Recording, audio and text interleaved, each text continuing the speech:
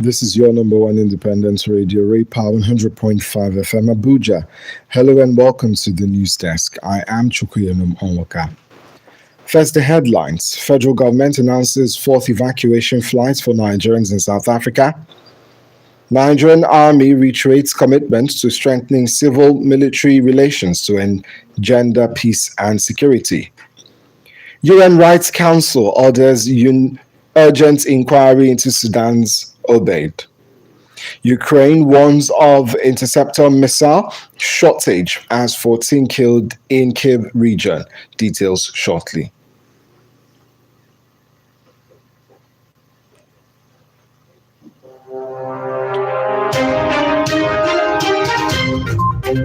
As the news drops, it breaks with us. Join us for news on the hour every hour.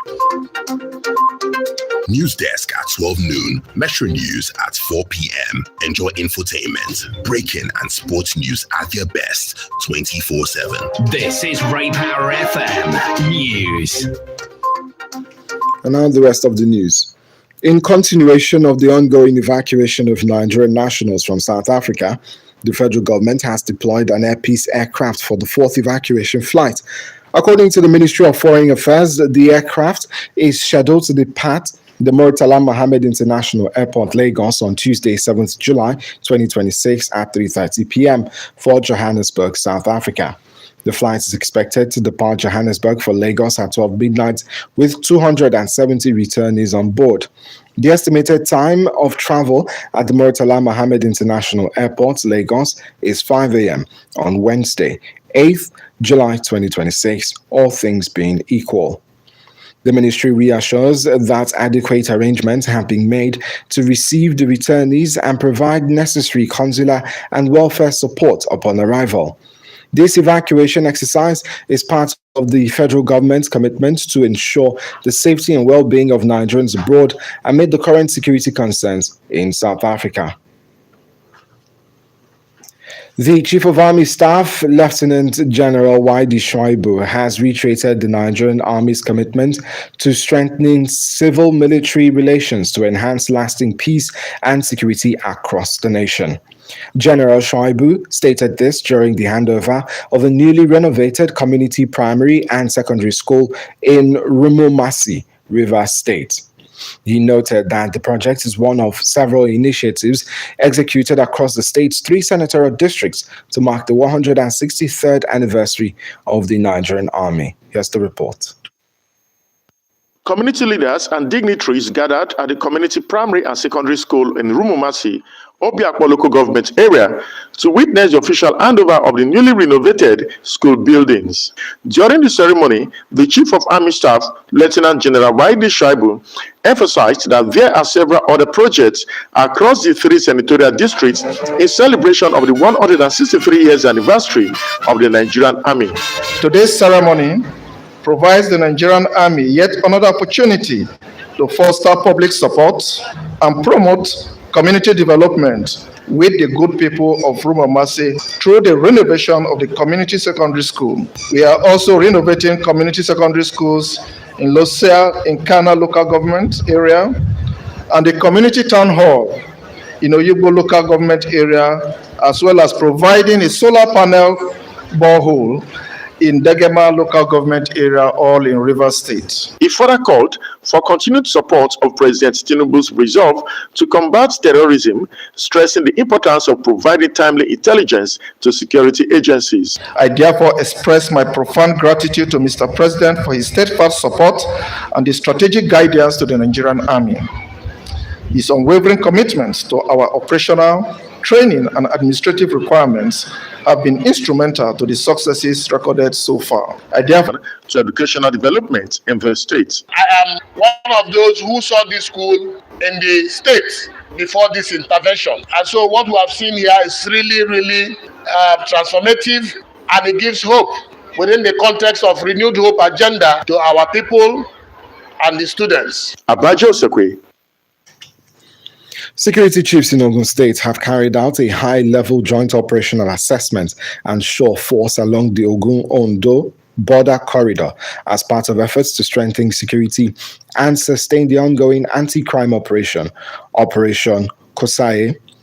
The exercise covered strategic communities from Itele in Ijebu East local government area through Ogbere, Ibeadi, Iwopin, and Abigi in Ogun Waterside local government, ending at Ajebandele on the Ogun-Ondo boundary. Ogun Command PRO Olusheyi Babasheyi, in a statement, said the assessment was led by the Commissioner of Police in Ogun State, CP Bode Ojajunu, alongside the commander of the 35 Artillery Brigade, the director of the Department of State Services, the state commandants of the Nigeria Security and Civil Defense Corps, Amotekun Corps, and SOSAFE Corps, as well as the security consultant to the Ogun State Governor, retired Commissioner of Police Edward Ajogun. Executive chairman of the affected local government areas also participated. The security team assessed vulnerable locations, reviewed operational strategies, evaluated the terrain, and identified areas requiring improved security deployment. The Independent Corrupt Practices and Other Related Offences Commission has recovered 5.79 billion naira in proceeds of crime between January and June 2026 as part of its corruption drive aimed at strengthening accountability and national security. This is as the commission said. Corruption continues to undermine Nigeria's security architecture by diverting resources meant for critical public services. The Anti-Graft Agency disclosed this in a performance report on Sunday. The commission said the recovery formed part of broader efforts to safeguard public funds, strengthen institutional integrity, and promote transparency across public institutions. You are listening to the News Desk on Ray Power 100.5 FM. In the news, federal government announces fourth evacuation flight for Nigerians in South Africa. Nigerian Army reiterates commitment to strengthening civil-military relations to engender peace and security. Still to come, UN Rights Council orders urgent inquiry into Sudan's Obaid. And Ukraine warns of interceptor missile shortage as 14 killed in Kiev region. Plus business, entertainment, sports, and weather. Do stay with us.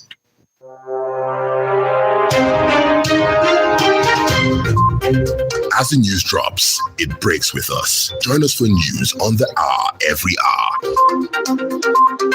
News desk at 12 noon, Metro News at 4 p.m. Enjoy infotainment, breaking and sports news at their best 24/7. This is Ray Power FM News.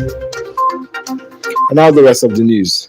The UN Human Rights Council on Monday passed a motion condemning the escalating violence committed by the paramilitary rapid support forces in Sudan's Al Obaid and setting up an urgent inquiry into abuses there.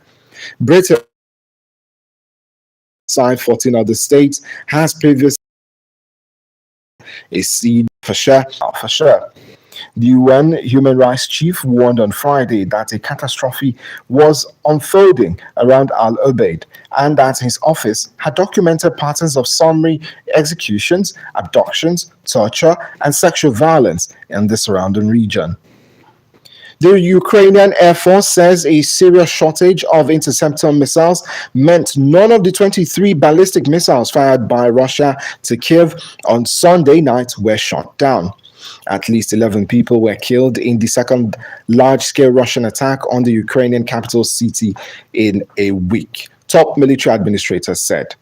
3 more were killed in the wider Kyiv region, emergency officials added. Ukrainian President Volodymyr Zelensky has appealed for allies to take strong decisions at this week's NATO summit to provide Kyiv with air defenses.